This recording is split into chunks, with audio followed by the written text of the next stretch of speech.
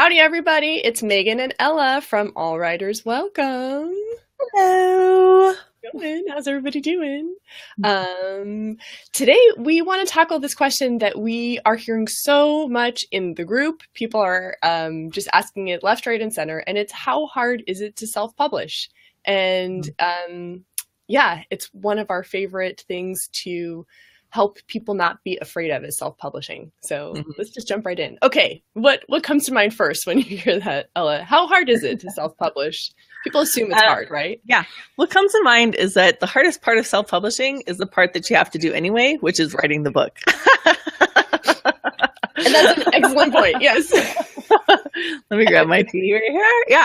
Yeah. The hardest part of self-publishing is you have to do it whether you publish or self-publish, and that's writing the book. That's the hardest part. After that, after that, everything's actually quite easy. It's so do you want me to go through like a little bit of a step-by-step? Yeah, that would be fantastic. Kind of keeping in mind that I think some of people's biggest fears are they're going to end up dumping a lot of money into their book. Okay. And for some people, it's like, I just don't even know where to begin. What's the special software? So yeah, if you could walk us through kind of keeping those concerns in mind, that'd be awesome. Okay, super. So, you can, of course, put money into it, like if you don't want to do it yourself, but actually it's a little bit like you can hire somebody to format your book for you. You can hire somebody to make your book cover. You can hire people to do all those things for you, but actually, if you want to just do it yourself, it's not nearly as difficult as people think, like as it seems when you don't know anything about it. It seems like way overwhelming, but it actually is not difficult at all. And in fact, you don't need a separate software. Amazon has a free Kindle book.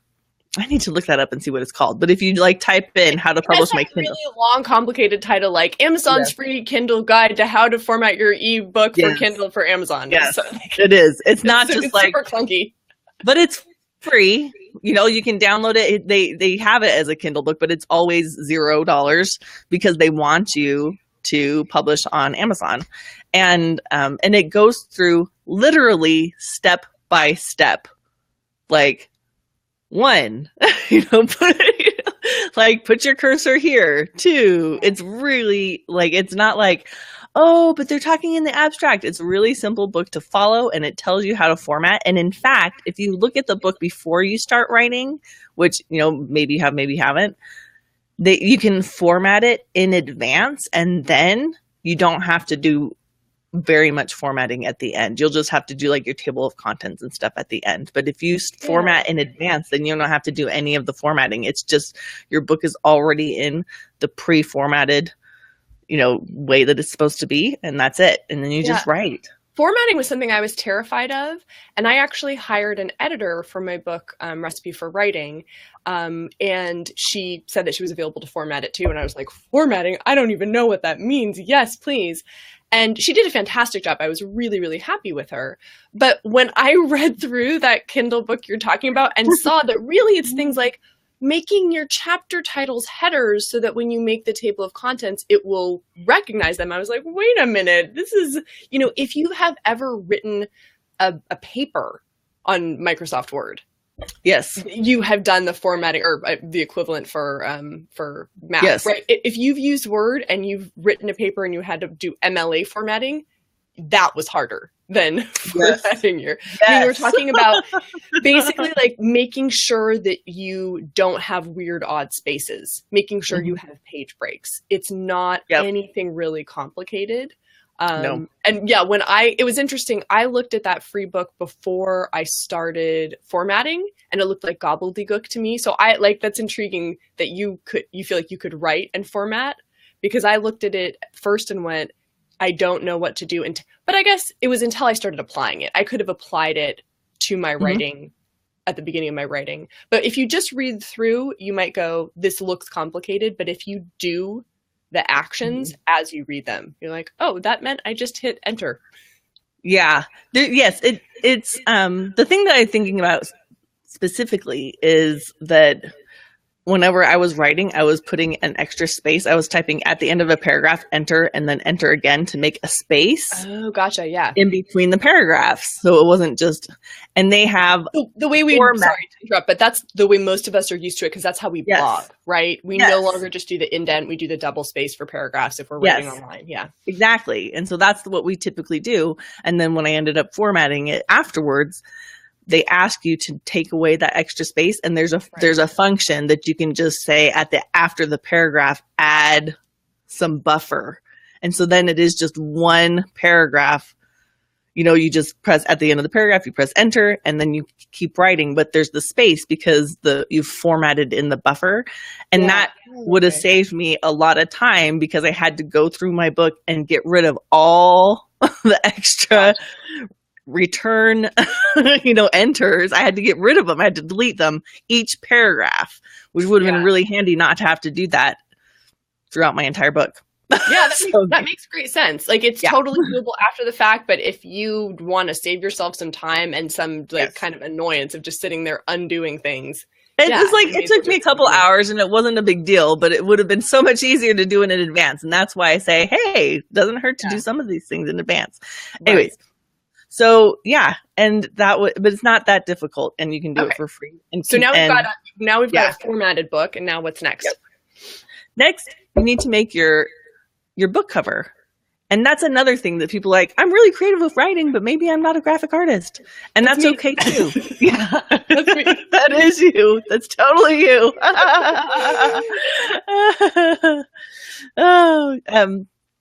And so you can actually go to Canva, which is one of my favorite online image editing softwares, and it's free as well. It's canva.com. You guys have probably heard of them before, but Canva has a bunch of templates, and they have a database of images, and each of the images is only $1. And so you don't pay for it until you actually download the image. So you can put all these images into a template that's already pre-formatted, and then you have a really beautiful cover. And then once people start buying your book, then you could go, if you want to, go pay somebody to make a cover. But you can wait until your book is paying for itself to go do that.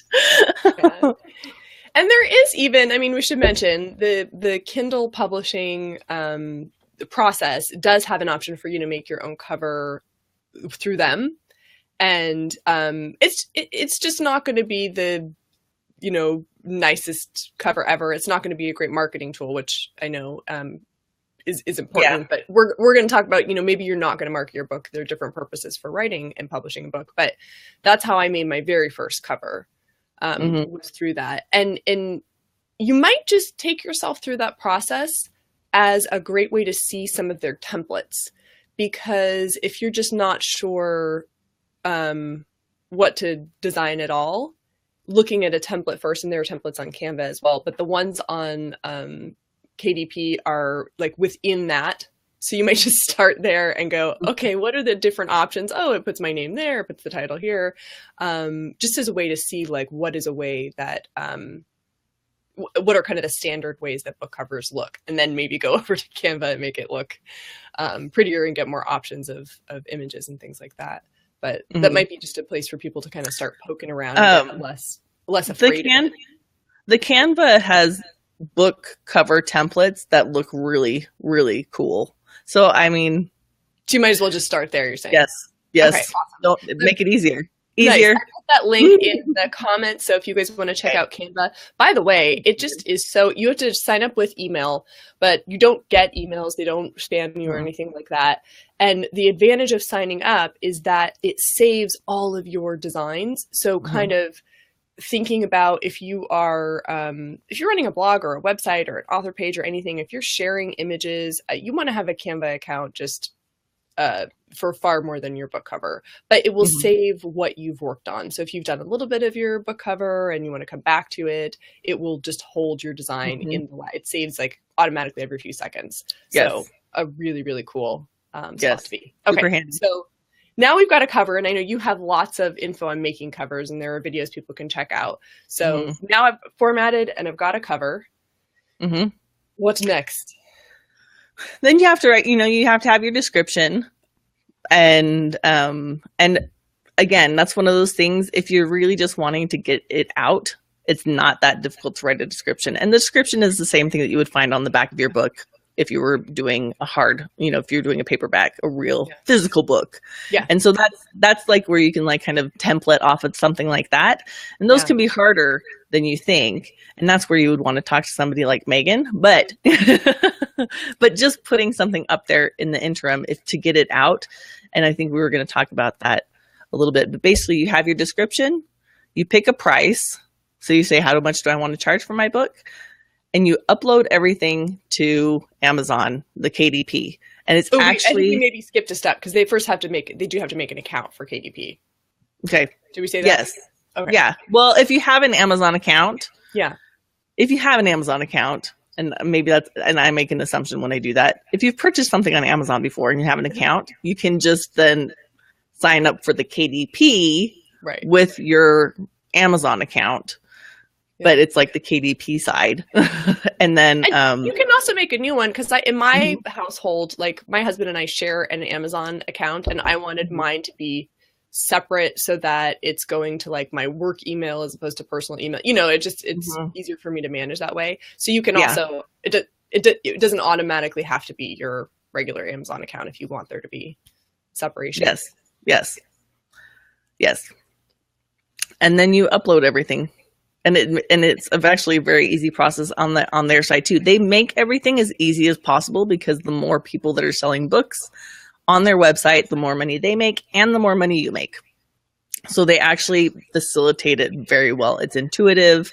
It's easy. So all you have to do is you're like, okay, and they're like, okay, here's where you put your book.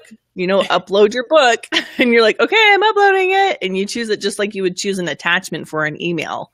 Yeah, and it even tells you what kind of files they want. It tells you what kind of file for your cover, what kind of file for your book text. Yeah, yep. It's very intuitive, very simple, and then you would copy and paste your, like if you've written your description somewhere else, you copy the text and you paste it into where they ask for you to put the description.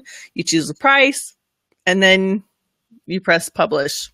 And that's it. The coolest part is when you preview it, right? And that's the first time it's got like, oh, I have an ebook. I don't know. I felt this way. Did you feel this way when you get to preview it? Because they want you to be able to make sure that your formatting worked. Which is really nice because the first time you format, you're like, I followed the instructions, but it just looks like a Word doc to me. Will it really look like an ebook? And you hit the preview, you launch the preview and you can preview it. What will it look like on a phone, a tablet, a computer screen? And all of a sudden you're flipping through and you're like, this looks like an ebook. It's real. Yeah. It's really fun. Cause then once you hit publish, they show you the link that your book is at, and then you have it, and then it's up on Amazon, and you're like, oh my gosh, I'm like on a live, like people could buy it right in a second if they want it. It's there, it's live. You can send it to all your friends. Yeah, it's pretty exciting. Nice. The immediacy of it is very exciting. Yeah. And I want to just kind of recap for people because in addition to how hard is it, the question we get asked is how much does it cost? But you write your book, that's free.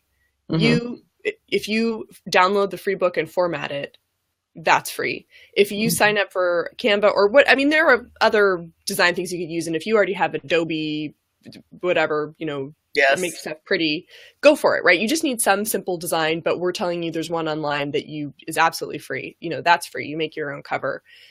Signing up for an Amazon account if you don't already have one, totally free. And then uploading is like, there's no inherent cost here. There's absolutely no hidden but in order to buy a book or sell a book, we will need 8 pieces of gold. It's all of those things are not only not that difficult, but they are also free. And I feel like if I, with my like technical phobias and my design phobias, can get a cover up. And again, my first cover was not so great. I'm so glad you designed my second one. But, it's nice to have a friend with skills. But I designed a cover and it was out there and it wasn't the greatest, but it was on it. It was a cover. It was done. I figured out how to format my second time around. I could have done the first time around, but I had that fear of, you know, how big will it be? But it's totally doable. So then the second piece would be like, okay, now what? Right. So you've published. Yes. And it really depends on what your purpose is. So some people are collecting stories and writing stories for their families. And Yes. I feel like that's so lovely. I really, I wish all families would do that. If that's what you're doing, then at the point where you hit publish, you're kind of done. I mean, maybe you email your friends and family and say, you guys, the book is ready, you know, go for it. But if you want to market your book, if you're wanting your book to get into a lot of people's hands, people you don't know, there are some more pieces that go into it, including, Ellie, you've got the lowdown on, there's a section when you upload that's for categories and keywords. And if you're not trying to really sell your book, what you put in there is, you know, not that big a deal. But the whole purpose of those categories and keywords is to help you in this vast space that is Amazon find the people who are looking for what you have to offer. So there is, you know, if you want to market, there is some work to be put in there, but that's something that, again, is totally learnable, especially with your teaching on that. Like that, it makes so much sense when you're like, well, this is how their how their logarithms work. So you have to, no, not logarithms, algorithms. This is the math they're doing. Like, so this is how you're doing. We can talk writing in circles, but when we start talking math, even just one word is like, I know, algorithm, right? Logarithm, I don't know. It's all over. The divisionisms. And then, of course, you know, the pieces like making an author page. And again, if you are not publishing in order to sell a lot of copies, you don't necessarily have to have an author page. But if you plan on publishing more books, if you just really want to promote this one, having an author page is something you want to do. Again, really easy to set up. And the best way to do it, I think, is to check out other people's author pages and see what they're doing and kind of follow along with that. It'll give you can link to a blog, to your blog on your author page, if you want to have that updated, like to the RSS feed. So yeah, there are certainly more steps if you want to market. Yes. But if you're just talking about how do I get my book from my computer out into the world, it's really not that complicated. Yes. It's exciting and wonderful and kind of terrifying all at the same time. But from a tech standpoint, from an artistic design standpoint, it's so doable for anybody.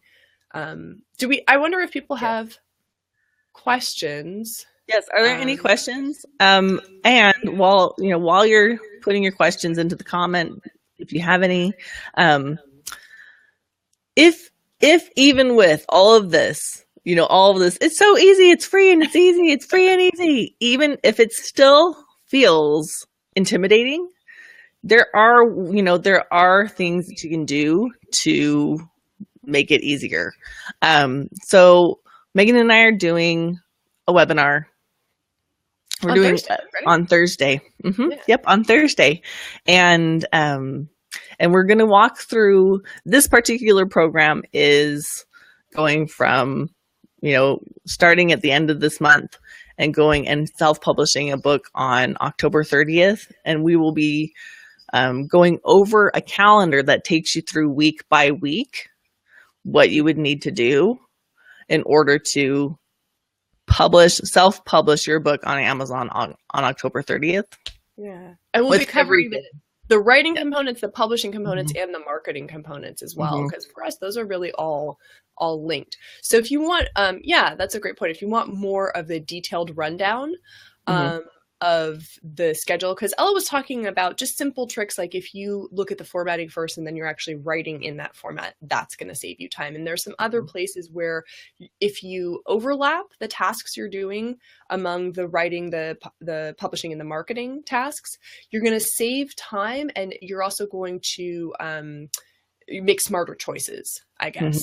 So that's the approach for the webinar is not just like what are all of the pieces, but how do they work together, and what's the schedule of doing them such that you don't go back and have to do extra work. You don't get to the end and go, oh wait, this whole time I was writing and I wasn't doing X, and now it turns out I gotta make that change. So that'd be super cool if you guys joined us for that. And It doesn't look like we have any questions. But yeah, we hope you guys that were always in the group. If you have questions, you can absolutely put them on the comment box and we will get to them later. Yes, definitely. And the next time somebody asks you, like, how hard is it actually to self-publish? I hope you'll share this video with them, because I don't know, Elle and I come from this point of view that if you have something really amazing, we want you to say it and we want it to get out into the world. If you think about, I'm sorry, I'm going to get philosophical here for a second, but you think about all of the anger and the negativity that is put into the world on a constant basis. We're like, we want more people like you guys in the group to be writing books that are fun, that are hilarious, that are romantic, suspenseful, that are, you know, interesting and positive, and creating art in the world that deserves to be shared. So we're like on a mission. We are two women on a mission where we're like, you have a book, you have something interesting to say. It needs to come out into the world and, you know, like take over the conversation with good, interesting, fun, delightful, high quality writing instead of, you know, people just being mean to each other everywhere. There is something inherently hopeful about putting your creativity and gifting it to the world. There's something hopeful about that I think is so beautiful. It's giving me tingles just to think about it. And because the world needs more hope. Yeah, we can get very philosophical right now.